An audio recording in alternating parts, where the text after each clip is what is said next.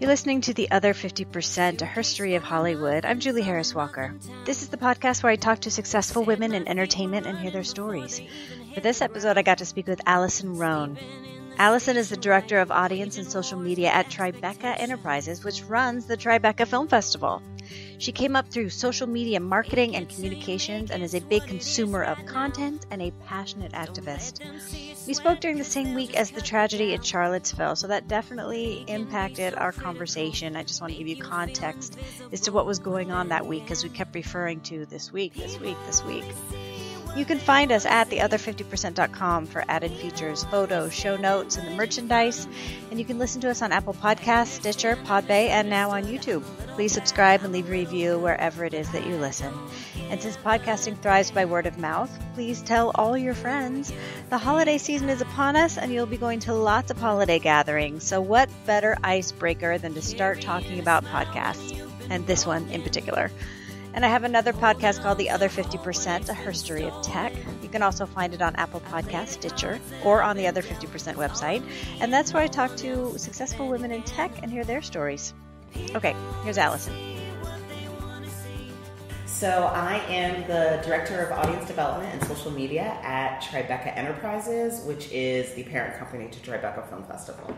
That is exciting. Yes, it is. How long have you been doing this job? I have been in this job a little under a year, actually. My background is in the agency world, brand and entertainment, social media, audience development, and I have a passion for filmmaking and knew I wanted to make a leap to kind of work more directly. I was touching them kind of on the periphery before, as giving them money to do things to help brands, and I loved it, but it wasn't enough. Yeah. And so a year ago, I made the leap, into Tribeca and right into the film world, which has been really exciting for me. This is right where you want to be. It's exactly where I wanted to be for so long. It feels, some days I wake up and I'm like, did I get what I wanted?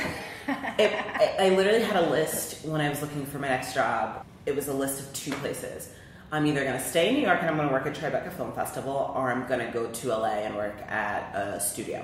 Yeah. And it was like legitimately the only places I was going to go. And luckily, I didn't have to move. And you got this job. And I got this job. It's amazing. Okay, now what did you want to do when you were a kid? I wanted to be the editor-in-chief of a magazine. Oh. Yes. Any particular magazine? Essence magazine. Yes. It's just so funny now. And for me, it's always been about, how do I share information that's really important to me to the most amount of people? Also, thank God the internet happened. Thank God the internet happened. I was so excited about it. The reason I got into social media was because I was using it just so much. Yeah. And I was like, wait, I have to do this for a living. And I actually felt everyone knew I was using it so much. No one knew how to use it. And so I was constantly explaining to people how to use it. And then bosses were like, oh, you should just do that. And that's how I fell into social media. Like, there's a job for that. There's a job for that. You can do this. And so, thank God it came along. I don't know what else I'd be doing. Honestly, I love being on the internet so much. If I wasn't getting paid for it, I just don't know what else. You grew up in New Jersey. I grew up in northern New Jersey, right outside of New York, which is essentially just being like a New Yorker. Feel like you don't come into the city that much, but your sports teams are New York sports teams. Yes. You feel like a suburb of a city. So and you nice. Come in more often than the people who grew up in Kansas. Absolutely. I was super blessed in that we would make like a quarterly trip into the city, which sounds crazy. Were you like it's literally 20 minutes away. Yeah. See cats. Totally bridge and tunnel. Totally bridge and tunnel. And then eventually I figured out how to do it by myself, and then I snuck into the city 1,000 times. Oh, you would, like as a teenager? As a teenager, oh my gosh, yeah. Did your parents know where you were? No. I don't know how, I'm not a great liar, so I have a feeling my mom kind of had a sense that I wasn't going down the street, but she's cool. It all worked out. It all worked out. I'm alive. I didn't die. So then you came to New York for college. Came to New York for college. I went to Marymount Manhattan College, and for the first year, I got dropped off right in Brooklyn Heights. Lived there for the first year. Went to Marymount all 4 years. Lived in the city a little bit, then moved to Harlem, then moved to Queens. I've lived in all the boroughs except for Staten Island, which doesn't even count. So yeah, I came into school and never... Staten Island residents. Yes, sorry, Staten Islanders. But I'd say this to your face. And then I've been here ever since. So that was in 2000, so 17 years later. Wow. Yeah. That's a good run for New York. Yeah, it is. It is. And I'm not tired of it yet, which is shocking. Yeah, so now that you have your dream job, you're going to stay here a while? Yeah, I hope to. This will probably be the last job I'll have in New York, though, if that makes sense. Okay. Yeah, I'd probably move someplace. Because you're going to have this job forever, or when this? Because I'm going to have this job. Like, if I'm leaving it, it's to do something really massively huge. Because it would be something really massively huge that would take me away from my dream job. Like Shonda takes you. Like, legitimately, Shonda Rhimes calls me. Oprah's like, "Could you work next to me?" And I'll be like, "Yes, obviously." And everyone here would understand. Yeah. Totally. Okay, so when you left school, you started in advertising. Mm-hmm. I fell into social media. Tell us about that. So I started in marketing and communications, and I started work at Russell Simmons' office. Mm-hmm. He's the godfather of hip hop. Def Jam Everything. Def Jam Everything. He started Def Jam, the record label, and then when he left Def Jam, he retained the rights to use the Def Jam mark comedy in anything he wanted to. So that was smart. We had clothing. We had ringtones. That was when ringtones were a thing. Like when you could hear ringbacks. I'm dating myself, but we were marketing. So we would sign and license artists to do that, and we did so much. We had video games. So it was marketing and communications, and it was licensing. And so I was kind of learning this idea. I love the idea of giving artists another channel of money, and I fell in love with that model of people I love getting checks. And it was always nice being able to speak dual languages, so talk to an artist in one way and then talk to a business associate in another and kind of have them meet in the middle. And that's kind of where I fell in love with that idea. So yeah, I was at Russell's office for a very long time. 5-6 years? Very long. That's not long. The second something becomes cool, he learns how to use it. And he learns how to push it out to everyone. It was really great working under him. And branding. He's a genius. A genius. And he hires really smart people, which is another lesson I learned there. Hire smart people. And he's really good about keeping young people around him. And at the time, that was me and my friends. It's not anymore. They're younger than us. But that's always something that I've kept in mind, that he's was adamant about that. And that's how he stayed cool and relevant and still is. So I went to Russell's office for a long time, and then I went deep into marketing and communications and worked at an agency, a multicultural marketing agency, which for me was really exciting because coming from Russell's office, for me, there has to be some type of passion point in what I do. Mm-hmm. So either it's about the culture that I'm promoting, or it's typically what it is. It's the culture I'm promoting, but some type of passion about the art and the entertainers or the connections that I'm making. And so it was exciting I loved Russell's office, and it was exciting to move on to keep doing the same kind of work I was doing before, but expanding it. So now I got to work with not just entertainers and singers, but you got to work with, it was the beginning of the idea of influencers, social media influencers, and or talent, or just cool people on the internet doing cool things. So that roster of people I got to work with and give checks to expand it, which was really exciting. I know, nothing more fun than giving someone a job, right? I legitimately love handing people checks. It makes me so happy. It's the best. It's almost as much as I love myself getting a check. Getting a check is pretty good too. It's pretty nice. Pretty nice. Tell me how that works. Like if you say you have a client with a product and you want to get to an influencer, do you just pick out the influencer and approach that person and, hey, do you want to partner? How does that work? Yeah, pretty much. Your client will tell you what the objective is and the demographic they're trying to reach.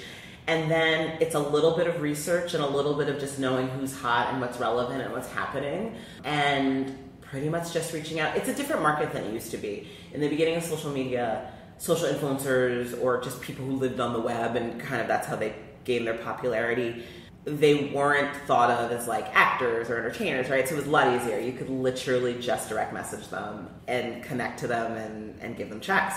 Now it's a little harder. Most of them, or the big guys, once they're, I'd say 10K or over, they're starting to get signed by agencies and agents. So it becomes a similar model to working with actors. Of the business? I mean, everyone wants a check. Yeah. And so it's a little different now. The market is changing a lot. But yeah, it's literally just reaching out. A lot of my connections and the people that I've loved working with the most, I've just emailed off the cuff and developed a relationship. You must consume a lot of media. I'm constantly looking at things. So my job is to be on the internet. It's obnoxious. And my job has morphed a little from day to day social media, to more relationships and audiences and influencer networking. And it's a lot more thinking than it is doing, which is even more important to stay kind of connected to what's happening. So it's a lot of ingesting social media, news media, just kind of knowing what's happening. You always want to be relevant in a way, even down to what we're posting that day. If Charlottesville is happening and I'm posting about, my team is posting about, nonsense. It's just, you always just have to kind of stay on the cusp of what's happening. It's such a disconnect. I'm on vacation this week, so I had my bot putting out all my tweets, and then I'm like, it's such a contrast to what is actually happening. It's so weird. Yeah, and that's dangerous for a brand. Because then you look, you look disconnected and tone deaf, and like you only want to make money in this industry, and it's hard. But you look tone deaf as a person too. I say that to everybody. I'm like, if you're not posting about what's happening, you look crazy. Like, where do you live? Where do you live? What are you doing? And now is the time where things have changed, right? Like there is no you're a fashion blogger. You still have to make a connection to what's happening. There is no market. I can't think of one person in the world who I'm perusing your channels and don't want to know what you feel about what's happening in America right now or the world right now, really. So it's interesting. So I'm consuming a lot of stuff, and I'm also consuming a lot of TV and a lot of film because now that's the industry I live in, and I need to know what's happening there as well.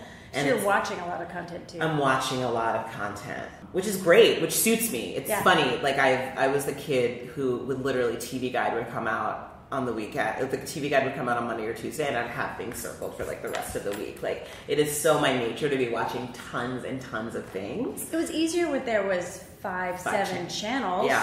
How do you even do it now? I do not have I sit on my couch a lot. And I think that's why I'm probably single. Single and childless. And I have understanding friends. Honestly, it sounds so crazy, but it sounds like a cop-out, but I couldn't do this if I had probably a significant other and children. I get home and I watch. I'm at work and I'm constantly perusing. I consume a lot of things. But you have to know. I have to know. It's my job. I get paid to do it, which is what I tell people. It's my job. It's my job. So I work 25 hours a day. It's fine. Yeah. Okay, so let's talk about this job. Yes. What are you doing? So as head of audience development and social media, I am marketing I feel like I have a couple jobs. I am marketing our festival, which we put on the last 2 weeks of April, which is exciting. We also just announced that we're doing a TV festival in a few weeks, which has been exciting to plan. So now we have 2 festivals that we're doing. So it is my job to help strategize and market our festivals. Now hold on. Yes. Doing a TV festival, are you taking stuff that's already on the air, or? A little mix of both. So we are premiering things. Will and Grace is coming back, and we're having a huge panel with them. We're really excited about it. It's like a week before the show premieres. We're premiering a new season of Gotham. We're premiering a new season of Queen Sugar. And then there's new stuff. There's Liar with the woman from, I'm so bad with names. Do not kill me. The woman from Downton Abbey, but Lower House. The one who was always, did you watch Downton Abbey? Oh, yes. The one whose husband went to jail for 3 seasons. Yes, the blonde lady. Bates, maybe? Yes, Mrs. Bates. She has a new show coming out, which looks amazing. So we're premiering some new stuff. I say that honestly. We're premiering some of the new stuff. But that's, I think, the thing, if you consume so much, something has to go. And it's names for me. There's only so much room. And you must watch everything with IMDb open. Right. Who's that? And what were they before, and what did they work with? Well, yeah, I can't pay attention until I've looked up the person on IMDb. Really? Oh, yeah, I can't focus because I recognize that person. And did I go to high school with them? Or did I go from some other show? Right. So we're premiering a TV festival, which is really exciting. It's been something on our radar. It's something we've really wanted to do for a long time. We have an amazing TV program in our regular festival, so this is just kind of an expansion of that. And it's been something that our C-suite and our executives have been working really hard to get moving. So I'm really excited about it. It was a great time to join Tribeca. I think it was a lot of things are moving and happening, and they've been really open to what audience development and what social media looks like and how it plays in the mix. So how are you doing that? So I market the festival, our festivals, and then I also help us sell sponsorship. A lot of what our sponsors and our partners want when working with us our scale, right? Like, we love the people who sit in your seats, and we absolutely want to talk to them too. But we also want to talk to the people at home, the film lovers, or the TV lovers who also follow you and like your stamp of approval on things. So part of my job is also to offer scale and to help our partners feel really good about the money and the time and the way that they are helping us put on our festival. So that's another kind of my job responsibilities. And then outside of that, I always say that I also feel like I am responsible and beholden, which I am, to all of the films that come to our festival or the TV shows that come to our festival as kind of arms of their marketing and their media and their communications. They come to us in hopes that this is either a part of their longer marketing and PR plan, which needs to be successful for them, and or this is the way they're going to find a distributor to, so more people can see their film. So it feels like, which I loved about the film festival, it also feels like I'm working really hard, like I'm on a movie's film team. Yeah. I have to make sure you're getting equal. I have to make sure people know that you're here. You thought you were an amazing piece of content. You deserve to be with these guys. So, are there a lot of up and comers that get into the Tribeca Film Festival? Yes. Oh, absolutely. I think there's a heavy mix of, we love, from what I've seen, there's a good mix of not the old timers, but those who might have names you can recognize. But there's, I want to say 50-50 people that you've never heard of who probably are on either first-time filmmakers, or this is the first-time feature, and they've done shorts or they've done whatever. We have a lot of people. We also have an institute. We have Tribeca Film Institute, which works really hard at finding new filmmakers and encouraging new talent. And so we'll find that we've supported a lot of people in the past who end up making features who we then screen are like, yes, absolutely, you should be in our larger festival as well. So it's great. I feel like it's a good mix. We are also known for our international film programming, which is we have a really strong international program and a really strong shorts program. And so that's been really exciting to kind of watch happen and see it not only be kind of domestic films, but also to kind of see what it's like promoting international films and what that stretch from making a movie to selling it and distributing it internationally looks like. It's cool. It's very cool to watch. So it's exciting. You get to see really, especially someone who you've nurtured in your program, to have their film come and then launch. Like, that must be so satisfying. Yeah, so satisfying, and the team here is just so great. Every day, it's amazing to watch our programmers just be so heartfelt about how much they care about these filmmakers. The sharing of what they're doing and where they are in their career is just, it's a lot of love in the space, and it's such a nurturing crew. The programming team is incredible here. They're just really amazing and really care about the craft. That's so great. So it's been nice. What kind of diversity programs are in place, or how is Tribeca thinking about that? I will say twofold. We have one of the reasons our partners work with us, I think, I will give this to us, is that I really think they know that we are going to, diversity is not just like something we talk about, but it's something we legitimately are constantly striving for. I'm constantly in meetings of like, what is the makeup of this group?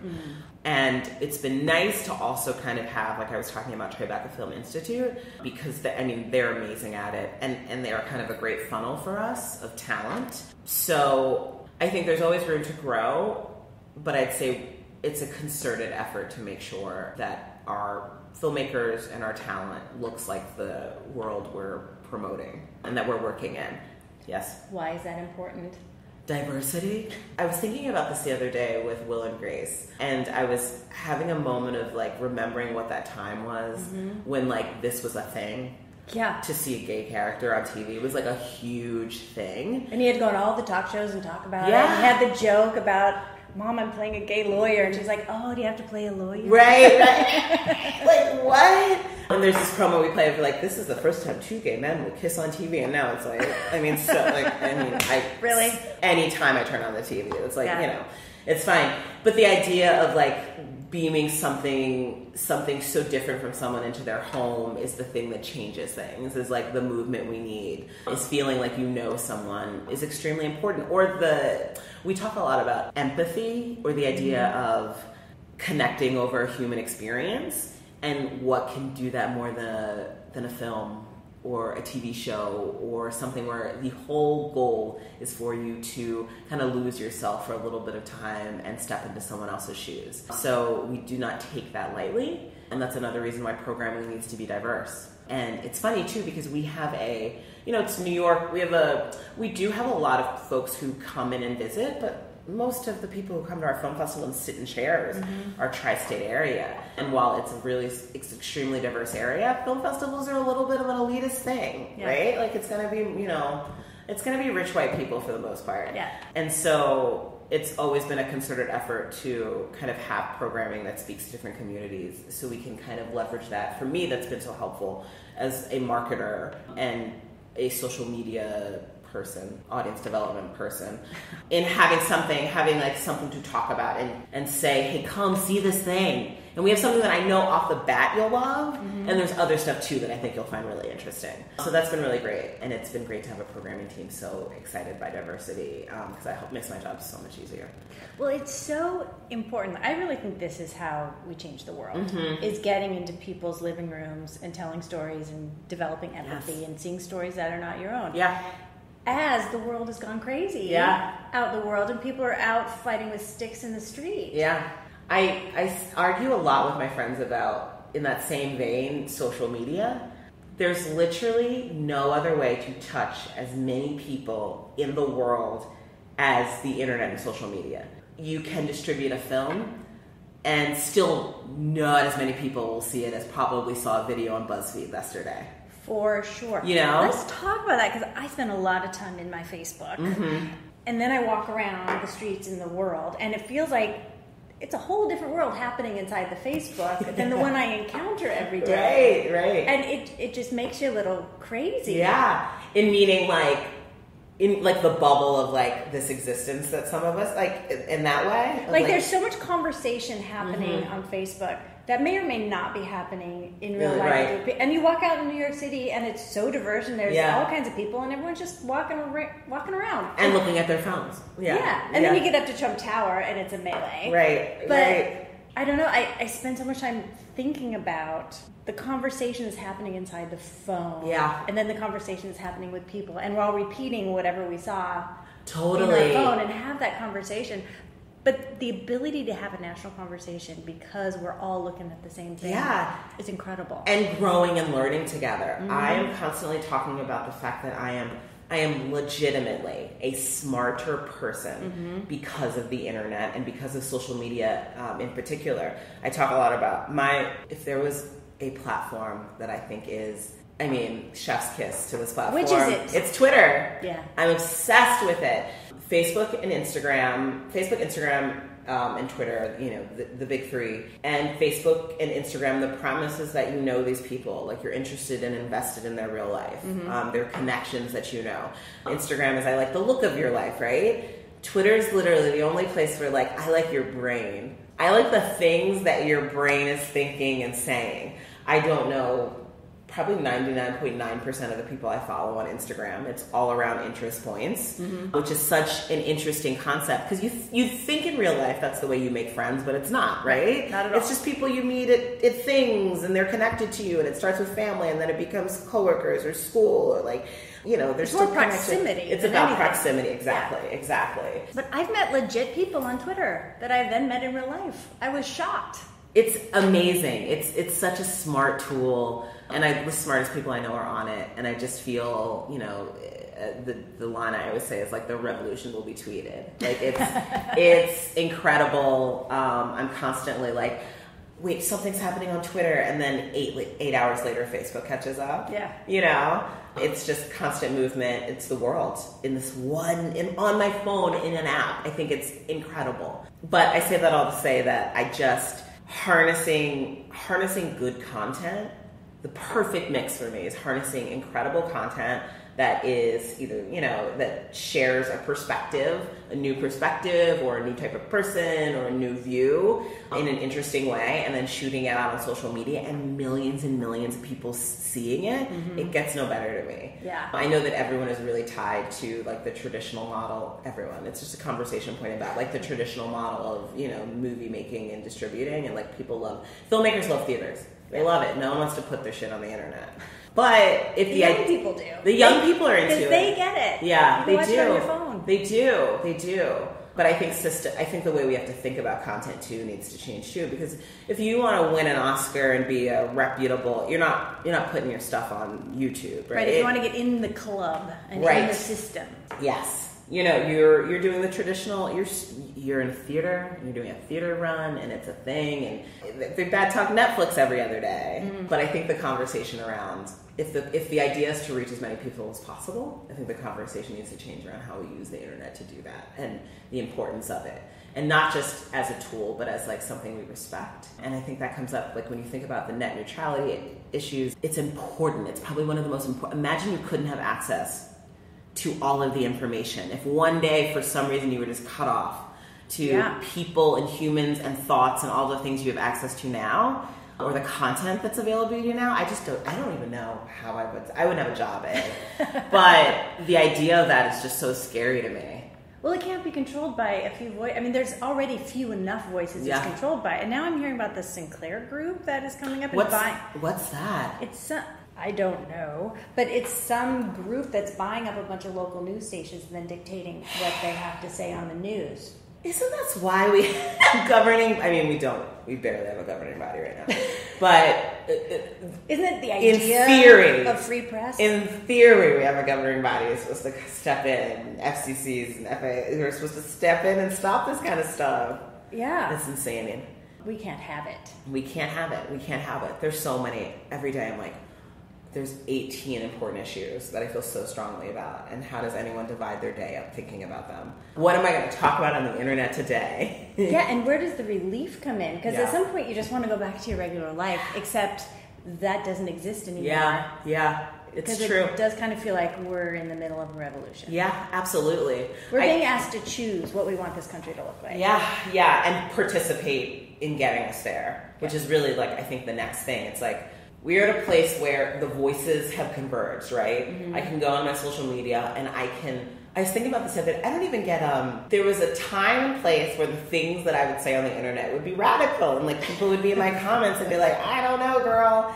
They don't even do that anymore. They're like aboard. Everyone's on board, right? Yeah. They've seen it. It's happening. The cloak is being ripped away. It's very clear what the two parties are, like where we are, and either you're on one or you're on the other. Yeah. And I think most of the people, bless my heart, because I probably got rid of the other ones a long time ago, are on board, right? Yeah. So I put these posts up and I'm like, I'm not even getting reactions. Like, we're all on the same page, which means that the next step is actually participating in revolution or whatever it looks like. So now here's the question, because I've always been on the side of equality and representation, and a rising tide rises all boats, and it feels like we need to do more than just have that attitude. Yeah. What do we do? Yeah, well, it's hard. I think, I'm going to say this transparently. Just say it. I think it's time for action, and I think even more people of color living and dying in the streets. Yeah. Action is a part of living is actionable for us. Like, making it through is actionable for us. And I know a lot of, I think, true allyship, if equality is something you believe in, true allyship looks like doing the same. Like, it looks like getting in the streets. It looks like when I saw the line of people in Charlottesville yesterday, in Durham. The people were like, arrest me. We all let's do this. I took it down too. I'm not into this. It's time to put privilege on the line, right? Mm-hmm. I understand the idea. I don't have a white friend who doesn't understand white privilege anymore. Mm-hmm. It's great. We get it. We get it. We understand it. You guys, like 3 years ago. Sorry we're late to the party. Right, like we're on board. So then what happens after that? Yeah, it's putting it on the line. It's saying, I'm going to use this privilege. Like, do we have to go out in the streets and get rowdy? Like, I think we all have our things and we all have our callings, and I think people who work in media, I think that's a part of it. Mm-hmm. I think we all have a piece. We all have our piece to play, and we all have our skill sets to employ. But I do think some of it's going to take all of us. Like, we're not impeaching this man, and for me, that's the goal. Like, right, is getting all of them. I need all of them gone. But it's not going to. It's not by Twitter posts and a good branded content piece on Vice. You know what I think is it's happening right now because I know a lot of white people who are all for equality and think we're there already. So they hear stories and they don't really believe it because they don't see it. Yeah. And it's hard for them to make the shift to actually hearing stories and believing them. I mean, it's the same thing for women in corporations. Yeah. Because white men don't see what women go through. They don't really believe it's happening because they believe we're in a post-equality world. Yeah. And so it's getting in there and so they can hear the story and believe it. Yeah. And so the more they can see it. The more they can see it. But I do think there needs to be an opening of, I always use this term, willful ignorance. Like, it's nice to not have to think about it. Oh, for sure. It's nice to go about your day and live your life and, like, just believe in equality and that's it. Yeah. Right? Like, that's the easy, that's like, I mean, I know that happens somewhere, but not my black friends. They don't deal with that. You know, I have a black friend. He's never told me that. Right. So he doesn't talk about it. It must not happen. That thing. But I do believe at this point it's willful ignorance. If you are seeing all these news stories and still not believing it, move out of my way. Yeah. Just move on. We're done explaining. We're done. And I think that's a kind of where I've seen a lot of me and my friends have been at. It's like, we're done with the explaining portion of this revolution. Yeah. Like, we're done with the, like, we exist and these bad things are happening to us portion of it. Because you literally have to be ignoring it to not believe it. Like, don't make us explain it anymore. Like, I see the Facebook post of how to be an ally. And don't ask someone to educate you. Go get educated yourself. Okay. Can we still ask? Like, what do I do? I have this theory. This is my theory of, like, all black people or all people of color have, like, the one or two, like, white people that they're like, you can ask me. You can like, be my person. You are my person. I love you in really dear ways, and we've experienced really dear things together, and I'm your person to ask this to, right? Yeah. Like, I think it's so weird when I see, like people I'm not connected to on a daily basis. Like, don't ask the guy on the subway. In my mentions, like, so what should, I'm like, I don't, like, talk to your people, like, you know. I don't know you. You're not my person. So I do think there's room, but also I think there's a lot of great leaders in the space who are white, who could also be getting these questions, who should be fielding these questions, you know? I think of, like, a Tim Weiss or, like, a whoever who, like, these are really smart, intelligent people who I think have allyship down. Their mentions should be popping with white people, like, so what do you think, Tim? So what's his name? Tim Weiss. But I watch these people, and I understand the rules change, and people need to, you know, like, I think it's tough, right? It's constantly changing. It's constantly, the rules are constantly changing. But we're all a part of these fast-moving vehicles. Like, we're all on Facebook, we're all on Twitter. We're not, the culture has also changed with it. Like, things move fast. Really the world fast. Is a different world than it was last week. It just is. Or maybe it's not, but we see it more.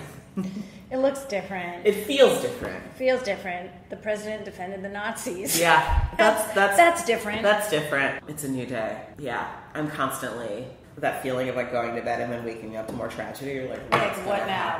Tomorrow? Okay, what gives you hope? That is a hard question this week. What gives me hope? Yeah, give us something. Youth. In a way, I don't believe in this, like, aging out racism thing. We can't after what we just saw. It's not. They're all, like, young and ridiculous. But I do really believe in this, like, this radical youth that I see who are, like, legitimately every single day megaphone in the street. Like, I'm, like, at my day job. You know, I'm like, you guys are amazing and doing the real work. So that gives me hope because I know that there are literally people in these streets willing to live and die over what happens. I also, though, have had to come to and this is, like, a tough one for me, I've also had to come to be okay with the fact that it's probably not going to happen in my lifetime. I have just come to that, too. It just won't be it won't be me. It'll probably be, we're going to push it forward as far as we can. We're just going to be. But it's not going to be done in 10, 20 years. And that's such a drastic change because if you had asked me a couple years ago, I'd have said absolutely it would have been in my lifetime. I was raised on Free to Be You and Me. I thought it already happened. Right. I saw Barack in office and I was like, oh, we're done. We're popping. I was like, this is about to be it. Like, we've got work to do, but I feel like we are on a path that I feel really strong. I feel really good about. We didn't anticipate the backlash. I was shocked. So yeah, I just had to be okay with the fact that it's probably I'm not going to see it. Okay, now I know you watched Tina Fey last night. on the SNL. I didn't see it yet because I was at Dave Chappelle. All I saw is I watched it this morning. All I saw is that she was eating pie. She was stress eating pie. Cake. Oh, cake. She was stress eating a sheet cake, a layer cake. Yeah. That's life, right? What was it though? Was it hilarious? It was hilarious because she's like, she's like, all we could do now is just sheet cake. It is what it is. And she's like, did you know they're militias?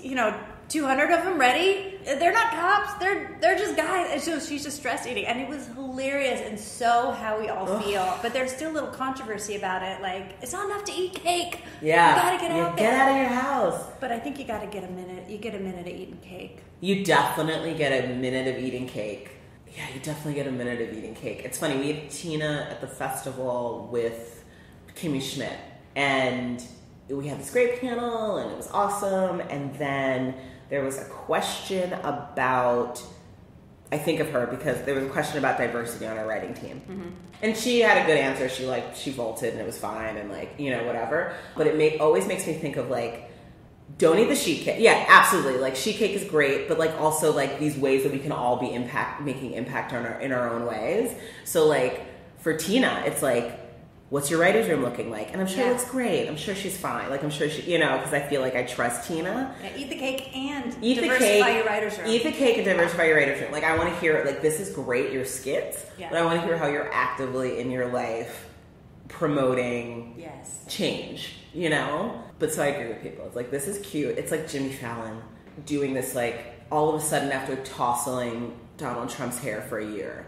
Because all of a sudden, this bad guy in the office did this thing. And I'm like, bro, you were of no help. Yeah. You were of no help. And you talking about this now is still of no help to me. Thanks for joining the party. Super late. Finally. Super late.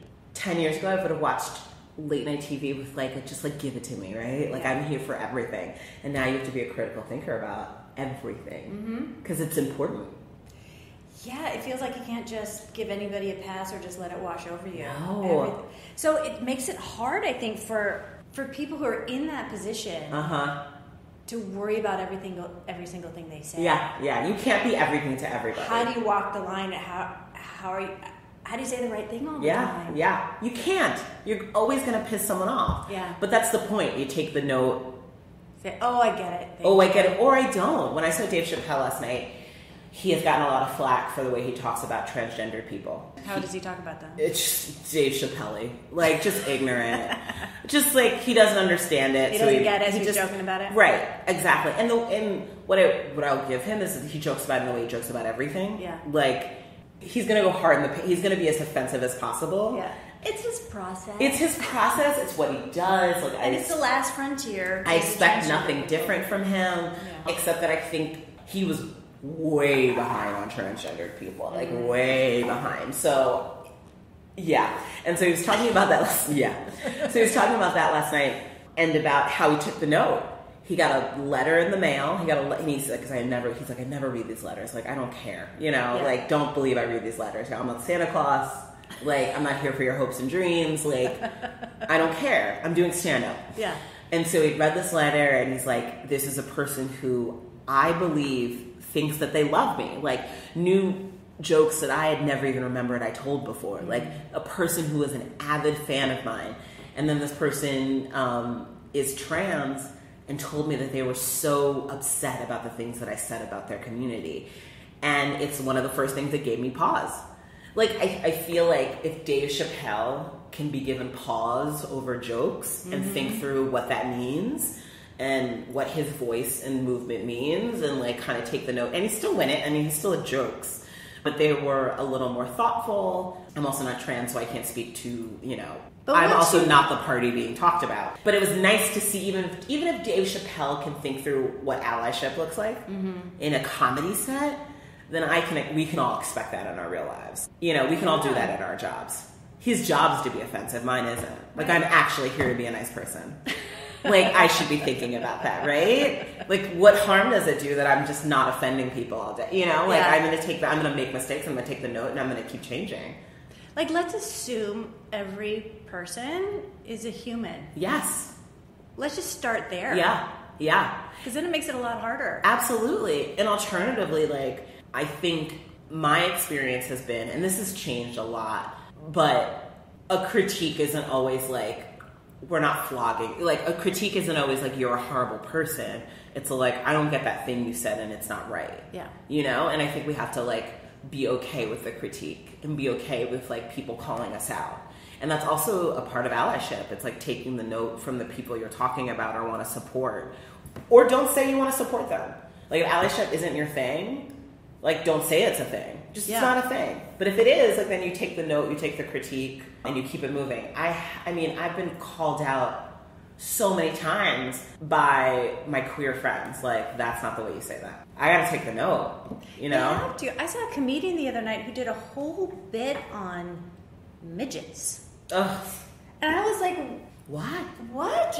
Is it 1970? Like really? Are we still here? And I was like, it's not even funny. Yeah. Like, yeah. I couldn't believe it. That's the thing too. It's like you missed something, dude. You missed something, and we're way past that. We're past that. You have to be really smart to make me laugh now. Like, it's gotta be either you're really stupid, but in like really silly ways, or you're extremely, extremely smart. Yeah. And that's just the you can't just make fun of people. It's like, that's what? There's always, I mean, and everyone has a privilege, so there's always someone who can check you. Yeah. Now, tell me this. As a black woman in business, in entertainment, have you had to consciously adjust how you communicate, how you present yourself in order to be taken seriously, be effective? All the time. Ever? It's a constant state of my life. It looks like code switching is the term. Okay, what does that mean? Code switching is talking one way to one group of people and talking another way to another group of people. So I think we all do it in our lives. You wouldn't talk to your daughter the way you talk to me. Maybe, I don't know. I might. I get criticized for it. But... maybe. But there's certain scenarios where you speak a certain way. My experience has been that for black people, at least the ones that I've known, you grow up learning that. Like, I was taught what code switching looks like. Like, you can talk like this with me, Allison, and this is our familial, the way we speak. But when you are around other groups of people, you only talk like this, and you need to use proper English, or they'll think you grew up in the hood. You'll think you're not smart, is what I'm saying. And it's a conscious learning out loud lesson. Sit down conversations with my parents. These are the ways you need to act in certain groups. Like, this is how you act when you're pulled over in a car. More for me, that conversation wasn't as evolved then, though I knew that I couldn't trust police. I was told that. My cousin was in a car accident in a white suburb and was hurt and went onto the lawn of someone's house, like, hurt in an accident. And they called the police before they called the ambulance, and he died. So for me, it was always like, even when I was young, it was like, oh, there's something happening here. Like, they thought he was dangerous. Yeah, you're like, suspicious first. Suspicious first. And I was always taught, there's always representation was everything, and, the whole thing. You have to work twice as hard, all that stuff. These were active conversations we had in my house. So I knew from the day I started that life was going to look different for me. What was a longer lesson was what it looked like in business culture. It ends up, you don't realize how it's about the way I speak. It's about the examples I have to give. It's about the way that I have to dress. I could never get away with wearing the things that not that they're bad, but like, I can't wear ripped jeans and a shirt. You gotta put yourself together. Every single day, there is going to be an assumption made about me. I can't ever really relax. So where, I feel like my white coworkers can, like, drink with their coworkers and, like, get crazy and do what they want, and it will never indicate, like, who they are in the workplace. They get benefit of the doubt. I do not get that. That would never. It's shocking to me, the things I've seen my white friends do in front of their coworkers, and I'm like, you get away with that? I'd be fired immediately for that. So it's a constant thought. So does that give you just a low level of burning rage all the time? Or how do you cope with that? A part of it I don't even think about. I'm just so used to doing. It just is what it is. It just is what it is. Code switching is easy. It's like, it's thoughtless at this point. Like, I know how I have to be in a certain room. It gets tough. It gets tough navigating tricky situations. Like when outwardly racist things happen. and there isn't really an avenue for me. It's either talk about them and risk getting fired. Right. Can you speak up in the moment and say, excuse me? You can. It's tough. It's tough. And I don't want to say that I know how to do it well. And I don't know that I've figured out what it looks like for me. I've navigated it. It's mostly like me just like deadpan, waiting for this moment to pass, you know? It's tough. And it depends on, there's all of these things I need to negotiate in my mind. Like, is it a peer? Or what's the power structure? What's the power dynamic? What's my relationship been like? There's a moment instance where I have to think of like, what's my relationship been like with this person? If this does come to fruition, like if something happens from this, who would be the people who would have my back? Do I have that here? Do I not? Like, that's a lot of calculation to do in a meeting. Literally. Mm-hmm. Who's sitting? Who will will I be talked about? Like what? Yeah, it's a lot. It's a lot. Well, and you're female, so will they even hear you if you speak? Listen. Add on top of that. So every case has been different. I'm not happy about the way I've handled every one of those instances. Oh, you haven't been perfect? No. You'd think. You'd think. So it's tough. So those are the scenarios where I feel the most frustrated. Those are the burning rage moments. The everyday stuff, I'm like, it is what it is. I've taken the hit. I've decided office life is the one. I've decided that this is the path I want to take, and some of that is just like a part of it, and I've become okay with it. It's the baggage of being a woman and then being a black woman. It just is what it is. Yeah. But it's the stuff. It's that stuff where I'm like, I can't believe I can't say anything right now. Yeah. That is more frustrating to me. And then do you ever maybe take someone aside after the fact? Say, can we just talk about that thing that happened in there? Or you got to choose those battles too? There's so much to negotiate. Peer to peer, It's tough. It depends on the relationship I have with you. Like, if I think you're going to run and tell another person and call me, this has happened to me more than once, where I've had a conversation where I've said something something they offended, and I've been called angry in another room. Of course. And it's come back that I am sarcastic and angry and mean and like... Oh, now you're the angry black woman. Now we can't talk in front of you. Right. Are you the only black person in the room a lot of times? Yes. Okay, well that makes all the difference. Yeah, usually. So you represent all black people in the world. Right. And a lot of that, I'm not fine with it, but like, I don't even think, like, I don't walk into rooms and like, even though I am like, when I see another black person, I'm like, yes, I see you. Yeah. But if I'm not like, oh my God, here we go again. It's I'm so used to that over the course of, also my background is like with CPG, so consumer packaged good clients. So like, they're spending millions and millions of dollars. If they think, walking into boardrooms, like, there's typically one or two of me. Yeah. Tops. So I'm used to it. It's hard. It's way harder. I wish I had a good answer for you on this. It's hard. I'm literally constantly navigating, and every day I feel differently. I will say the tenor of the last couple of years has made me a lot more militant about it, like of calling it out when I see it, even if it's not with that coworker, of like with my, my girl group is all women who are in not similar fields, but similar kinds of, working their way to C-suites or, at director levels, and a large percentage of them are black women, and these are the entire conversations we're having. Like, so I had to navigate this today. And so it's been, at least, this wasn't a conversation we were having 4 or 5 years ago. At least it's a conversation to be had now. Yeah. Like, we can speak about it, we can call it out, down to minutia. Like, microaggressions, I can be like, this happened today. And they're like, girl, I know. That happens to me it's not something a conversation I was having. So at least that's a little bit of a release for me. Like, I know it's not just me. I'm not the only one dealing with it. So you have your girl group. Yes. Your tribe. Thank God. Yeah. I don't know what I'd do without them. It's so important. I am obsessed with the idea of female friendship. I think it's legitimately the most important type of relationship you'll ever have. Why? There is no one who can support you in the way and understand you the way female friends can. It is like I have been more heartbroken over the loss of female friends than I've ever been over the loss of a man. And not that I haven't been heartbroken over men, but like, I was devastated by the loss of a friend in the past. And like, I've never experienced a heartbreak like that in my life. Like, it just... The sisterhood is real. The sisterhood is like, gets you through it all.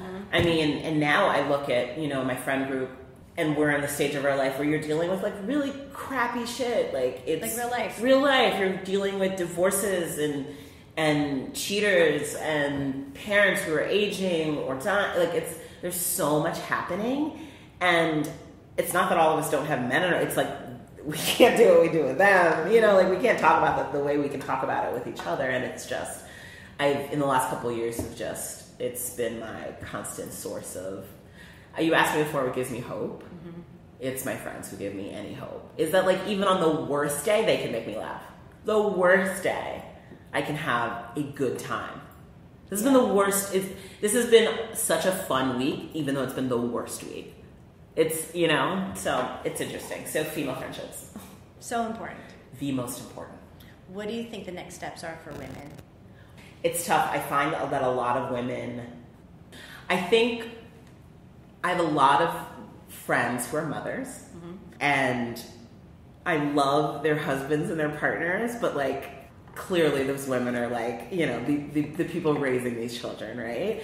And which is why I hope for women more than anybody, like the revolution and change and all of these, it's so even more important for women to understand it and be a part of the movement and to promote change, because they're legitimately nurturing youth. And so I think bigger than like work environments and all this bullshit that we deal on a daily basis, like really moving us forward as like people and humans, like we all need to be a part of this conversation. Like when I see women check out of conversations that the world is having, I'm like, you are probably the most important person who should be having it. Yeah. Like you're raising children, and like, and you know, we are fucking killing it in all places and spaces in the world. Like we are running like we're doing so much that to not have that perspective is detrimental to either like rearing youth or rearing people who come up behind us. Like you have to like be cognizant of what's happening. Well, some people are saying some of our problems right now are masculinity run amok. And not just through men. Yeah. Women too. Like patriarchy is fucked. We also emulate that and put that back out. Totally, we buy into that. So not being cognizant of that. Yeah, I didn't say it was men, I said it was masculinity. You did. Masculinity is hurting all of us. And then I think the other thing for women, and I think about this a lot, is I particularly think about this a lot with Black women. We also have to be cognizant of our own privileges too. Like we are so used to being the bottom of the totem pole that you don't even realize that there's a totem pole below you. Like when I think about what trans women, what Black or trans women of color have to deal with, that we also have to be cognizant of the fact there are people even below us who are not. It's life and death walking out the door. Literally. It's not just. Literally, yeah. So it's also important that like now that we've found a little bit of a footing that we can at least start climbing with, like to, mm-hmm. you know, to pull someone else up. Big picture, I think that's what next steps for women are. What do you think the next steps are for men? Oh, just like don't be dicks. I have like little expectation for that. Like just let us do it. Sit back. Like just like sit back. I'm the worst. I have very low expectations for them. I think it's hard for them to concept. They are so privileged and they have literally everything going for them. All men of all colors and all walks of life are like legitimately, I think they can't even fathom. Just sit back. That's all I gotta do. Just like let us do it. Don't be dicks. Yeah. Are you a success? I am working on it. What does it look like? Success for me looks like it's comfortability, the way I'm thinking about it, and not just fiscally for sure. I really want to build legacy. I really don't want my sister and my niece and my nephew and these people that I love so much to. Success with me would look like setting up everyone. So that's the goal. And I think success would be making an impact in something that doesn't necessarily affect my day-to-day.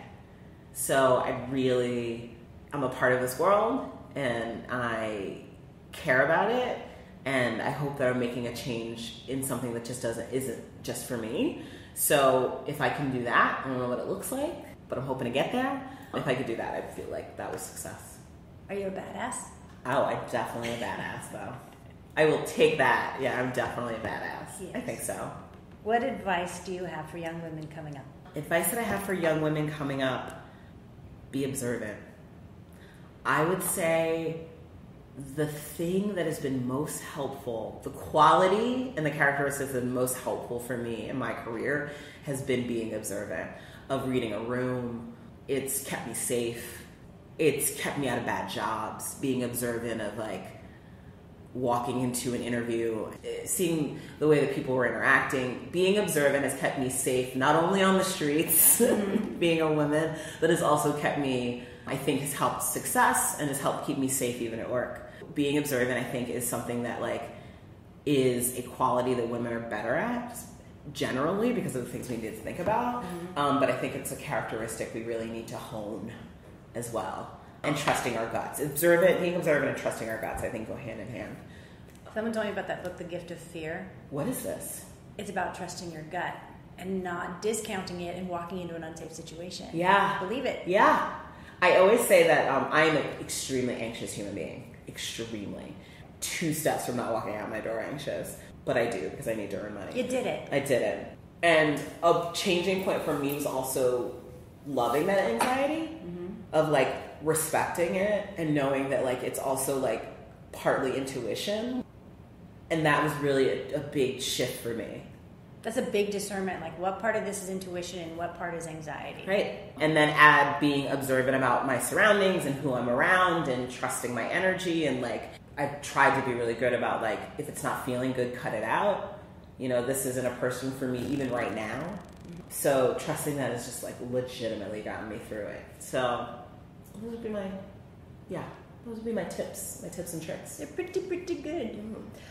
Yeah. Thank you so much for doing Thank you. This is so cool. Thank you for having me. This is so fun. You've been listening to The Other 50% A Herstory of Hollywood. I'm Julie Harris Walker. I'd like to thank Allison Rhone for sharing her story. And special thanks to Kate McDougald for the editing, Jay Rowe, Danny Rosner, and Allison McQuaid for the music. Please find us on Apple Podcasts, Stitcher, or Podbay, and subscribe and leave a review. And of course, on our website, theother50%.com, all spelled out, for added features, bios of our guests, and the merch. And now on YouTube, you'll start to see some of these interviews on video. You can also listen to the podcast on YouTube, if YouTube is where you are. You can follow us on Facebook and on Twitter at Other50%, and Instagram at Other50% Podcast. And don't forget to check out The Other 50%, A Herstory of Tech. Thanks for listening. See you next time.